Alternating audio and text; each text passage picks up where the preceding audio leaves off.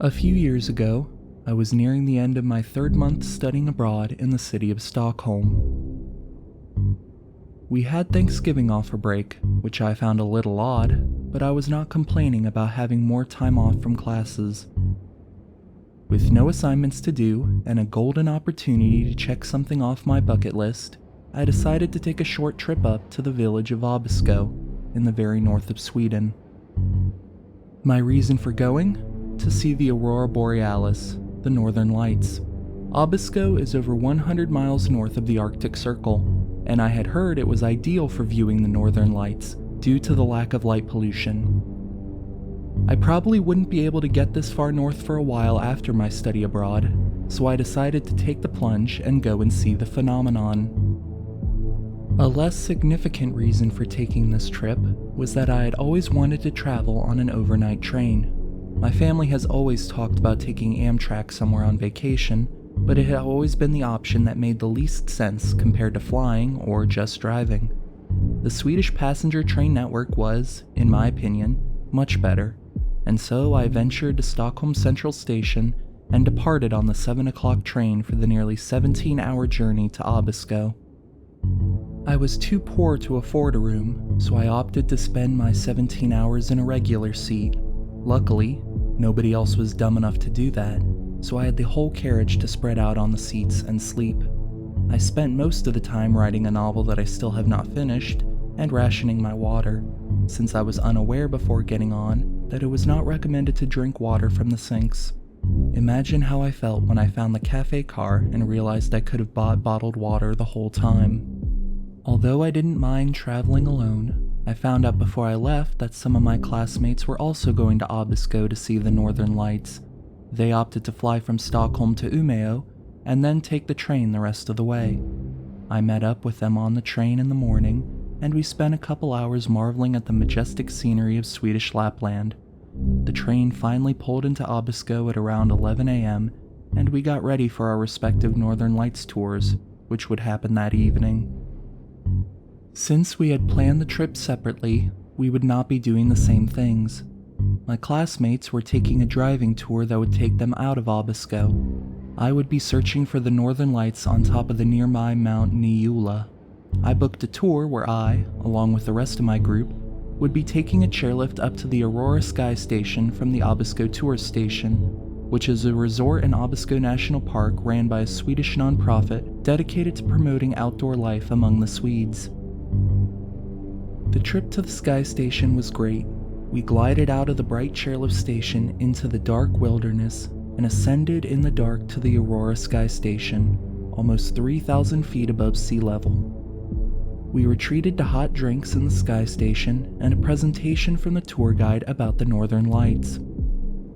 We walked out and stood looking up at the night sky, all sounds muffled by the snow. Then, before we knew it, the Northern Lights were dancing in the sky right above us. We were extremely lucky and had a very active Aurora Borealis that night, which you can see from the photos and the videos that I have. The colors were much brighter than what the camera showed, but what can you do? It truly was magical. It's hard to believe that the almost flame-like lights are a natural occurrence. It wasn't until we had all returned down the mountain that I realized the situation I had placed myself in. It was the dead of night, around 1:30 in the morning. It was below freezing, probably getting close to the teens. Everybody else on the tour was staying at the Abisko Tourist Station, while I was staying at a hostel around 1.5 miles down the road in the village of Abisko. To successfully journey back to my accommodation, I would have to walk the trail that connected the town of Abisko to the tour station completely alone. What made it worse was that the trail was mostly covered with ice, so I couldn't necessarily just speed through it, but instead would have to gingerly traverse the path to make sure I wouldn't slip. Traipsing through a dark forest in the middle of the Swedish wilderness at night where brown bears and reindeer are known to live is not ideal, but I had no other choice, unless I wanted to spend the night sleeping in the lobby of the tourist station. I tried to prepare myself for the journey ahead. Although everyone else had gone to bed, the hotel lobby was still open. I spent around 20 minutes in the bathroom trying to warm myself up and, rather shamefully, getting the courage to wander out into the night. Finally, I steeled myself, opened the door, and began the long journey through the woods back to my hostel. When I walked the path in the day, it didn't occur to me how creepy and dark the path would be at night. There were lights that illuminated the path, but they were quite a distance apart, and you couldn't see what was in between the lights. I was reminded of a scene from Cat People, where one of the characters is walking home at night alone. Her and her stalker are hidden in the shadows between the streetlights as they move. I started to walk a little faster when I thought of that. The silence was deafening. Although the path was about 5 yards away from a major road, there were no cars that passed by. Why would they? The nearest major city, Kiruna, was over an hour away. Who would be driving in the dead of night like that? The trees and darkness pressed in on both sides as I continued, up and down the icy white hills that made up the path. There's an eerie feeling that came over me as I walked down the path. I was in the wilderness, vast, empty, and untamed. But the trees and darkness made me feel trapped. It was an odd combination of claustrophobia and agoraphobia. Anything could have been out there beyond the path in the woods, but I also felt trapped and unable to leave the path or have some place to escape to.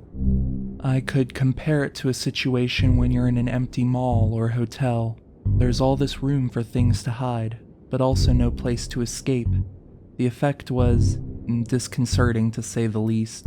It felt like there was some prehistoric instinct awakened in me, developed at a time where behind every tree or over the next hill, a danger lurked or a predator lay in wait. To be honest, it also gave some Blair Witch Project vibes. I slipped on the ice a few times, but managed not to fall. Although I wouldn't recommend this for reasons of safety and environmental awareness, I got my earbuds out and started to listen to music. I needed to not be left alone with my thoughts as I journeyed. To keep me from losing my nerve, I was trying to listen to the happiest, most bubblegum pop songs I could. Listening to the Hacks and Cloak or 9 Inch Nails would not have been a good idea at that moment. Britney Spears and ABBA were what was necessary to ease the mood. At some point, I remembered what I was taught about hiking in the wilderness and started to make more noise as I was walking. I even started humming and singing out loud to help project some sound into the surrounding blackness. You do this to alert animals to your presence, so you don't surprise them. The last thing you want to do is surprise a bear, moose, or reindeer. It wasn't until much later did I realize it was winter, and so the bears were most likely hibernating, but you can't be too careful now, can you? I must have made quite the scene to an outside observer, struggling not to slip on icy hills, shivering because I was only wearing jeans, boots, a sweater, and a winter coat, and singing "Hit Me Baby One More Time" while keeping my head on a swivel for danger. After about half an hour walking down the path, I managed to make it back to Abisko, although I still had to walk through the town to make it to my hostel. It was a relief to be around people and buildings. Man is a social animal, and there is comfort in having other people around you, even if they are asleep. I walked through the quiet town, hurrying up since my toes felt like they were about to fall off, and finally managed to stagger into my hostel by around 2:45 or so. After restoring feeling into my toes and fingers and releasing my tension from the stress I felt on that creepy walk, I collapsed into my bed, sleeping like a log. The next day, I slept in, hung out with my classmates for a bit, and hopped on the train back to Stockholm, refreshed from the majesty of the northern lights and my eerie excursion through the Scandinavian wilderness. It may not have been the smartest move to have made that walk at night, but I can't say that I regretted it.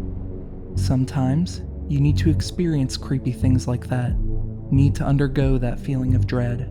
That feeling of danger makes you feel like you're truly alive. After experiencing that adrenaline and tension, my mind feels refreshed and more focused. It dissipates the brain fog for me. Plus, it makes the bed you climb into after that experience much comfier and the sleep that much better.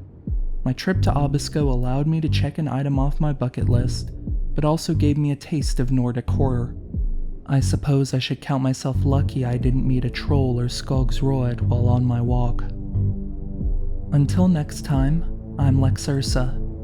Go out there and feel some danger. In a safe way, of course.